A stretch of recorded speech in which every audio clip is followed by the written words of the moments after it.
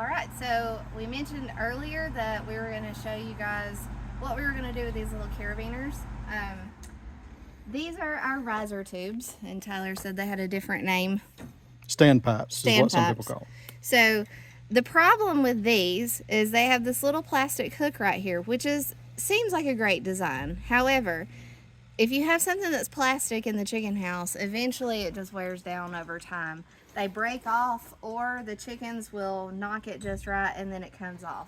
Some of these, when they come off, when you have enough water pressure, are going to bend over, and even though you've got a little pin in the top, water still comes out of it, and it just comes out and comes out and comes out until,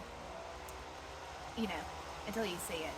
And unfortunately, with the center house brood, sometimes we don't see the ends of the chicken house, which honestly, I guess we could open the door and peek, but whatever. So what we have done is we switched to this cap, and it had a hook on it. Or no, it didn't have a hook on it, but we put these little S hooks on it and kind of pinched them a little bit to where you could easily slip it on the string. And then they started not working because the chickens still knocked them off the string. So what we've decided is this little mini carabiner. Carabiner? Carabiner. Okay, I say that word and it just doesn't sound right. But we got a pack of 4 at a superstore yesterday and decided to try these. These were $2.97. Something like that. The $2.97 gives it away. It was Walmart. Yeah. That may have been $1.97. I don't remember now. Anyway, these were $2.97, and you got 4 of them. If you go on Walmart.com, they have a pack of 10 for $2.97. So that's the route that we're going to go if this works, which I think it will. But we have to have 180 of them. So yes, we have to have 180 of them. We don't want to do that 4 at a time. So we can just buy 18 of the 10 pack or 19. That way we'll have extra. Yeah. Anyway. So you're not even $60 in, and we may have a big problem solved. So what we're gonna do? Oh, also when we catch, we have to put these. No, we don't have to put these down. Yeah. We have to put these down on the outside lines. But how we do that is like this, and then we pop it on the shock wire. Well, sometimes they come off of that, and then the tubes get all bent, and then it's just a mess anyway. So I think it kind of looks like I might need to make that a little bit bigger. I don't know. Tyler may be able to use his hand strength. Nope, I got it. Okay, so we're gonna hook it on there. We've already hooked it through this little spiral wire, and then we're gonna pinch this closed like so, and then in theory it should just push right on. Now the only way that can come off is for them to either unhook the S hook, which they have never done so far. I'm not going to tell you they can't. So far they've not done it. Or push this little thing, and I highly doubt they're going to be able to do that. They'll have to unhook the carabiner, or they'll have to break it. But you see how that works. That's I'm not going to tell you it's foolproof, but it's pretty close. And then let's see how it hooks to the. So when we sell, we just unhook it like so, and then you can just pop it on the shock wire. And that's not putting as much pressure on the end of the riser tube or standpipe or whatever you call it. So I like it because you can just kind of hit the string on that latch thing, and it just kind of pops on there. So. That is a Danielle Hendricks idea. Sometimes I'm smart. Way to go, Mama. I'm performing at optimal performance. She's performing at optimal performance. We haven't said that in a minute. So, but anyway, we're going to do this 179 more times. Not today. Not today. Just kind of as we go along. Probably more so on the ends first, just because that's where we see the most riser tubes that have fallen off the hooks and everything. And that's where all the water goes. I mean, it just goes down that way. So, anyway. See how this works. If you have any ideas or you want to use ours, feel free.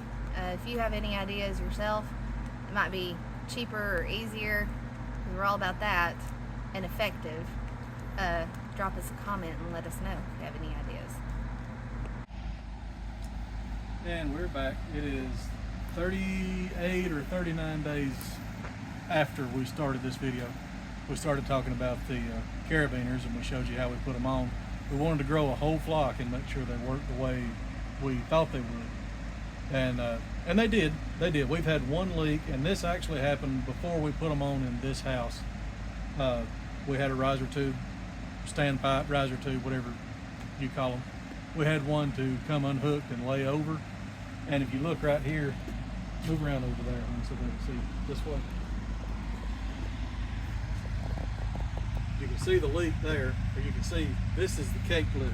This right here that I'm standing on, it goes from here to about, I'd say it's about 12 feet down there. If you can see this bucket, if you can see the bucket on the skid steer, you got about a foot overhang over here with the leak and about 2 over there, maybe 3. And this is an 8-foot wide bucket. So the leak is probably 11 to 12 feet wide, and it's about 5 feet here.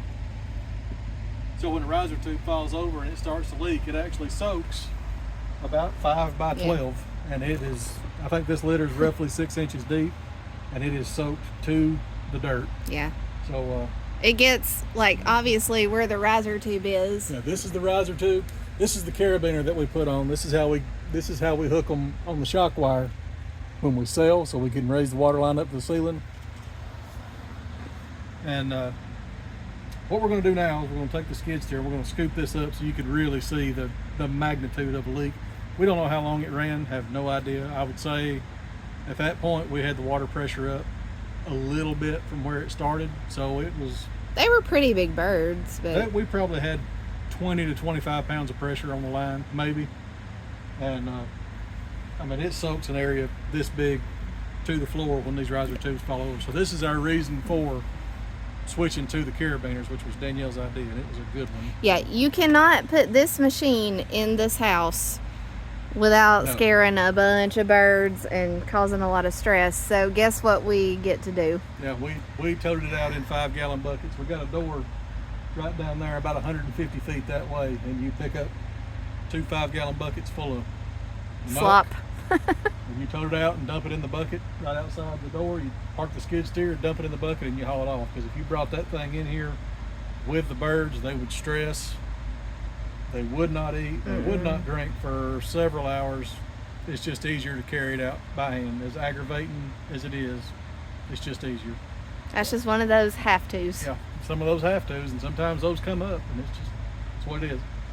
So we're going to get on the skid steer. I'm going to scoop some of this up and let you see really the magnitude of the leak. We got all the soupy stuff out. There was still some wet litter, but we got all the soupy stuff out. And then we shoveled up around it. We shoveled dry litter and threw on top. And it's a little bit mushy still, but it's actually pretty solid compared to what it was, certainly. When it was still leaking, you had wet soup up to the top of your boots. So, Yeah. But let's scoop a little of this up and we'll show you the magnitude of it.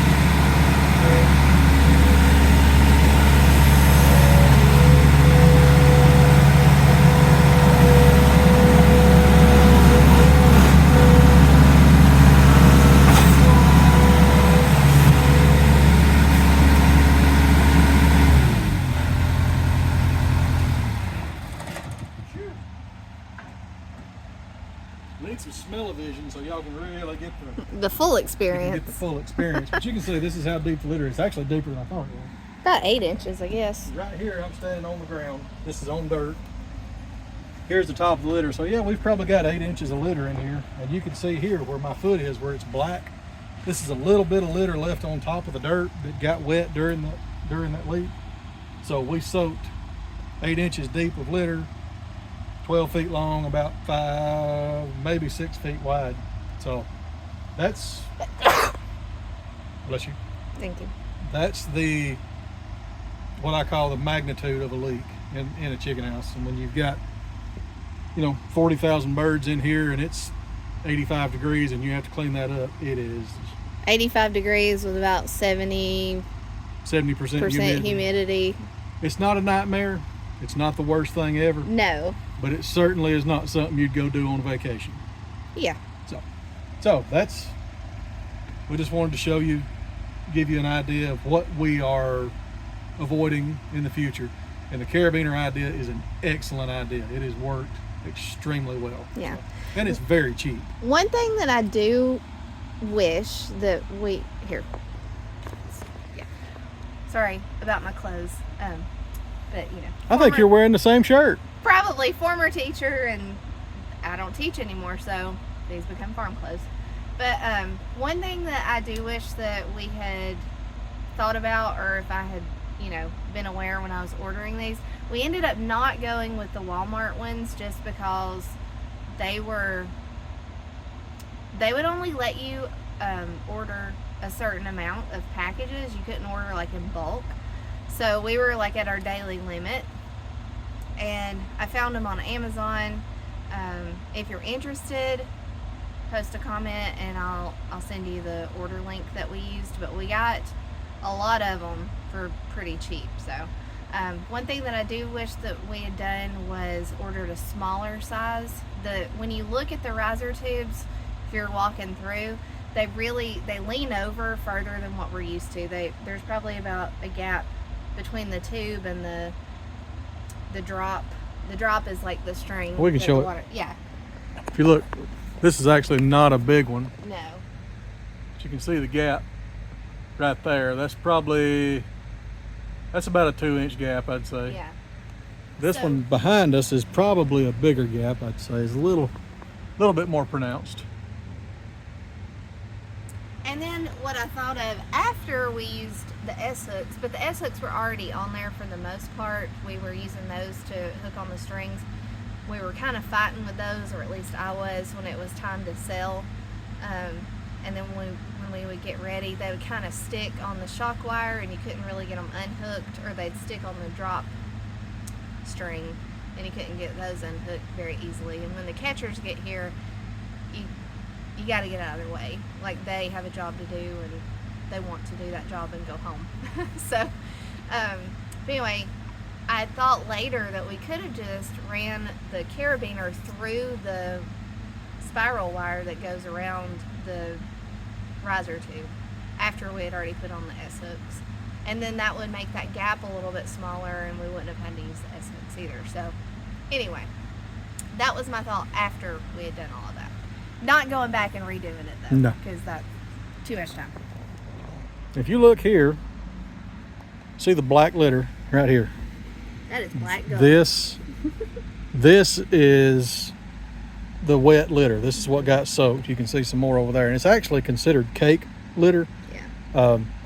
This is kind of what we try to avoid a lot of. You're going to have some anyway, but we try to avoid a lot of this because it holds moisture, it holds ammonia, it attracts darkling beetles, things that you don't want. So this is why we're cleaning this out. We could windrow it and try to dry it, but it's not going to dry. It's so wet, it would take a month probably of windrowing and working it to get it to dry. Yeah. Windrowing is something we're fixing to do, and Danielle is fixing to learn how to windrow. So she's excited. She won't show it. She's a little nervous, but nothing to it. Just like falling off a bicycle. Once you do it one time, you can do it every time. But we're going to clean this out just because, number one, we have enough litter in here to fill in the hole, and we won't affect the rest of the house at all. You probably won't even know there was a hole there, or you won't even realize how much we've moved around. No, we're actually going to take some out. Yeah, we're going to take some litter out. 8 inches is a little too much. But we're going to clean this out, take it to the stack house, we'll pour it out there and let it dry for a day or two, and then take it and spread it on somebody's pasture. Now, when you go by a chicken farm, everybody talks about the smell. Where the smell comes from, right there is where your smell comes from. It's wet litter. It's not so much the chicken, it's not so much the chicken poop, it's the wet litter. If we had smell-o-vision, y'all would understand, because this right here, it reeks. And it doesn't smell all the time. No, it doesn't smell all the time. It's mainly just the last week with us. That's when we start smelling it at our house. Yeah. But we're going to get this cleaned up, and we hope you've enjoyed this video. It's more information that would concern more of a poultry farmer, but we hope everybody else enjoys it too. I mean, you can look at this smiling face, that smiling, I'm sure you'd rather look at that smiling face, but you know, here we are. So like, subscribe, comment. If you see something you like, if you see something you don't like, we can talk about that too. That's fine. We appreciate everybody that watches the videos. We got our 61st subscriber yesterday. We had That's 61 exciting. Subscribers. We actually never thought that would happen. We thought it'd be like 5. That'd be our family. But anyway, thank you for watching, and we'll see you next time.